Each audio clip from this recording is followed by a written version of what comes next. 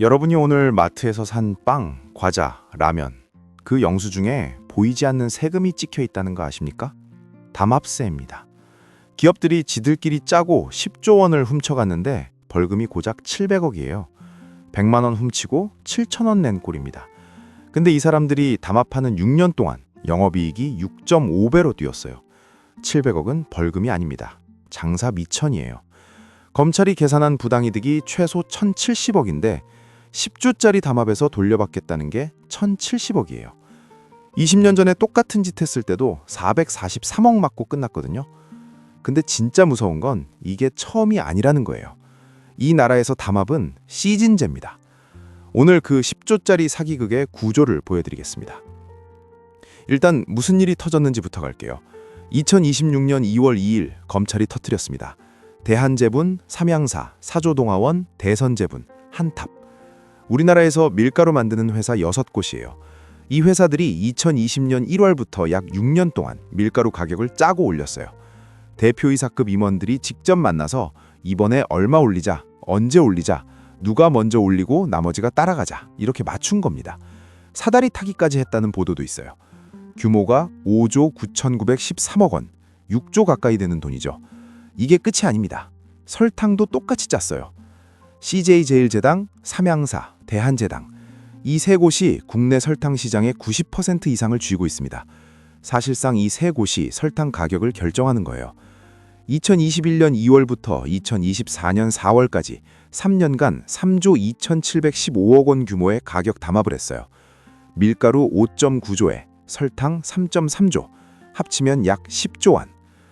자, 이 사람들이 가격을 얼마나 올렸는지 보세요. 밀가루는 최대 42.4%, 1만 원짜리가 1만 4천 원이 됐습니다. 설탕은 더하죠. 최대 66.7%, 720원짜리 설탕이 1,200원, 거의 2배 가까이 올린 거예요. 여러분이 마트에서 설탕 한 봉지 집을 때마다 원래 가격의 1.6배를 내고 있었던 겁니다. 밀가루 한 봉지 살 때마다 42%를 더 내고 있었고요. 근데 아무도 몰랐죠. 왜냐면 다 같이 올렸으니까. CJ가 올리면 삼양이 올리고, 삼양이 올리면 대한제분이 올리고, 비교 대상이 없었던 거예요. 다 똑같이 올랐으니까 원래 이 가격인가 보다 하고 6년을 당한 겁니다. 52명이 기소됐습니다. 주도자 임직원 4명이 구속 기소됐고 나머지는 전부 불구속. 대표이사급이 줄줄이 기소됐는데 감옥에 간 사람은 사실상 없어요. 10조를 해먹고 집에서 잡니다. 여기서 소름 돋는 게 나옵니다. 이 회사들이 가격 올린 핑계가 뭐였는지 아세요? 국제 원재료 가격이 올라서 어쩔 수 없다. 러시아 우크라이나 전쟁 때문에 밀 가격이 폭등했으니까 밀가루도 올려야 한다고 했거든요. 맞아요. 2022년에 전쟁 터지면서 국제 밀 가격이 역대 최고치를 찍었습니다. 부셸당 9달러 34센트까지 갔어요. 근데요, 그 뒤를 보세요. 지금 5달러 28센트입니다. 반토막, 고점에서 43%가 빠졌어요. 연도별 숫자는 화면에 띄울게요. 설탕 원재료인 국제 원당 가격도 볼까요? 2023년에 파운드당 27달러로 고점 찍었거든요. 지금요? 14달러 14센트, 48%가 빠졌습니다. 한경에서 생산이 소비 앞질렀다. 국제 설탕 가격 5년 만에 최저. 이렇게 기사냈어요. 이것도 반토막. 두 줄이면 끝납니다. 국제 밀 가격 마이너스 43%, 우리나라 밀가루 가격 플러스 42%, 국제 원당 가격 마이너스 48%, 우리나라 설탕 가격 플러스 66.7%. 원재료는 반토막이 나는데 우리가 사 먹는 건 거꾸로 폭등한 거예요. 이 가격 차이가 여러분 영수증에 찍히는 담합세입니다. 시장 원리로는 설명이 안 돼요. 담합이에요. 2025년 국정감사에서 의원이 정확히 이걸 지적했어요. 그래프를 딱 띄우면서 국제 가격은 40% 폭락했는데 국민 가격은 고점에 고착돼 있다. 국회에서도 알고 있었던 겁니다. 그러면 궁금하잖아요. 담합이 터졌으니까 가격이 내려갔을까요? 검찰이 칼 빼들고 52명을 기소했으니까 밀가루 값이 확 떨어졌을까요? 5에서 6% 내렸습니다. 이재명 대통령이 직접 담합을 지적하니까 부랴부랴 내린 거예요. 43%를 올려놓고 5%를 내렸어요. 나머지 37%는요? 그냥 먹는 겁니다. 37%는 환불 안 되는 담합세예요. 근데 진짜 문제는 그 다음이거든요. 밀가루가 내려가면 빵값도 내려가야 하잖아요. 라면값도 내려가야 하잖아요. 2026년 2월 6일 뉴스 제목 그대로 갑니다. 대통령 지적에 밀가루값 내렸지만 라면, 빵값 요지부동. 라면 회사들, 빵 회사들이 뭐라고 하냐면 밀가루 말고 인건비, 물류비, 전기세 다 올랐으니까 못 내린다. 잠깐만요. 올릴 때는 뭐라고 했어요? 밀가루 값이 폭등해서 어쩔 수 없이 올립니다. 내릴 때는요? 밀가루 말고 다른 것도 올랐으니까 못 내립니다. 올릴 때는 5G고 내릴 때는 2G. 이게 이 나라 식품업계입니다. 파리바게트를 안 볼 수가 없어요. 제빵 시장 점유율 68.5%, 한국 빵 시장의 대장이죠. 내린 건 3종, 올린 건 121종. 구체적인 연도별 변동은 화면에 띄울게요. 3종 내려주고 121종 올린 걸 물가 안정이라고 부를 수 있겠습니까? 이게 물가 안정이 아니라 허가증 갱신이에요. 전체 그림을 보면 더 선명합니다. 2020년부터 2024년까지 소비자 물가는 14.2% 올랐어요. 같은 기간 설탕 46.3%, 밀가루 35.8%, 빵류 19.7%, 물가 상승률에 2배에서 3배를 찍었습니다. 라면은요? 농심, 오뚜기, 삼양 세 회사가 2021년부터 매년 올렸어요. 한 번도 안 내렸습니다. 매년 6%에서 11%씩 3년 연속. 구체적인 숫자는 화면에 띄울게요. 담합으로 원재료를 올려놓고 그걸 핑계로 완제품도 올리고 원재료가 내려가면 다른 비용 때문에 못 내린다고 버팁니다. 올라간 가격은 절대 안 내려옵니다. 결국 담합으로 꿀판 건 기업들이고 비싸진 영수증은 우리가 평생 들고 가는 거예요. 근데요, 여기서 끝이면 그냥 화나는 뉴스잖아요. 진짜 무서운 건 지금부터입니다. 이거 처음이 아니거든요. 한국에선 담합은 시즌제예요. 시멘트 업계를 보세요. 이 업계가 진짜 대단합니다. 1998년에 시멘트 7개사가 가격 담합으로 걸렸어요. 과징금 100억 냈습니다. 그리고 또 했어요. 또 걸렸죠. 또 냈어요. 그리고 또 했습니다. 또 걸렸어요. 2016년에 네 번째로 걸렸습니다. 네 번째요. 같은 업계가 같은 짓을 4번 한 거예요. 이때 이 사람들이 1년 만에 시멘트 가격을 43% 올렸어요. 밀가루 42%랑 판박이죠. 매뉴얼이라도 있는 건지 담합하면 40%대를 올리는 게 국룰인 것 같습니다. 공정위가 이번엔 진짜 세게 간다고 과징금을 1조 원 넘게 매기려 했거든요. 역대 최대. 근데 결과가 어떻게 되는지 아세요? 85%가 깎였습니다. 1조가 1994억이 됐어요. 네 번째 걸린 상습범한테 벌금을 깎아줍니다. 비즈한국 기사 제목 그대로입니다. 1조 넘는다던 시멘트 과징금 85% 깎여. 제목만 봐도 어이가 없죠. 밀가루도 똑같아요. 2006년에 밀가루 담합이 한번 터졌거든요. 8개 업체한테 과징금 443억을 때렸습니다. 그리고 20년이 지났어요. 2026년에 또 터졌죠. 똑같은 짓을 20년 만에 또 한 겁니다. 근데 이게 놀라운 일이에요? 아닙니다. 대한제분 영업이익 보세요. 담합 전 2019년 74억, 담합 후 2024년 479억, 6.5배가 뛰었어요. 사조동화원도 2020년 160억에서 2024년 500억으로 3.1배.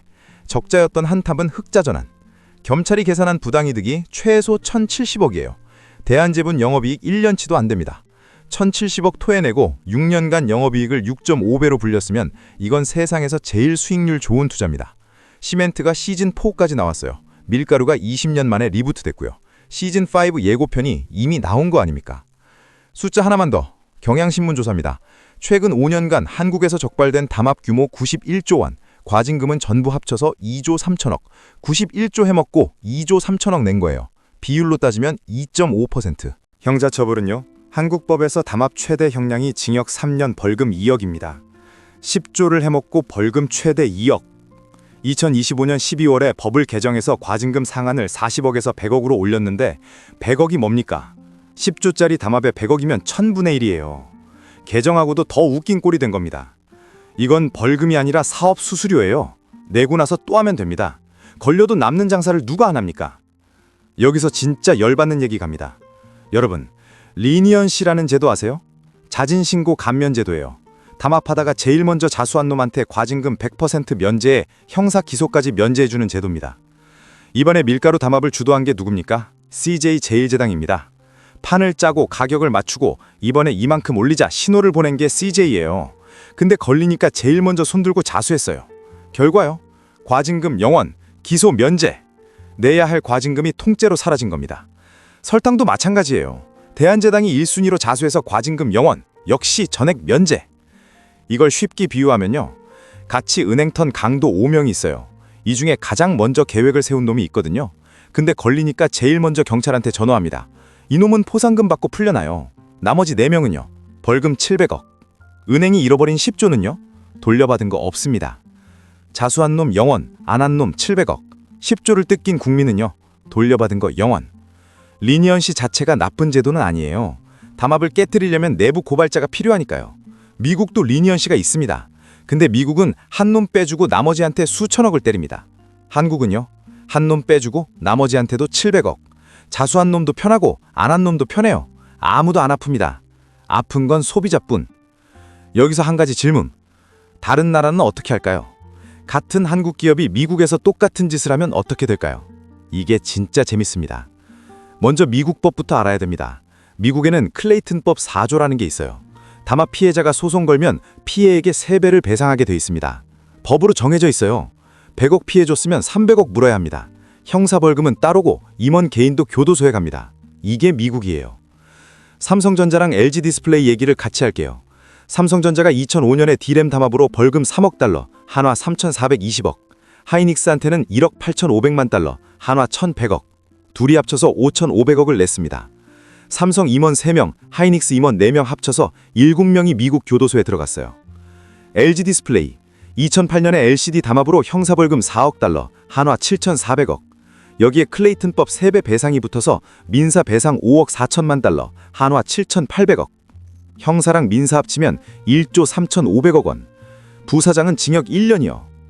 전세기로 합산하면 LCD 담합 벌금이 4.3조예요. 한국 밀가루 부당이득 170억의 40배. 이 두 건만 합쳐도 한국 기업이 미국에 낸 벌금 누적이 1조 7,310억이에요.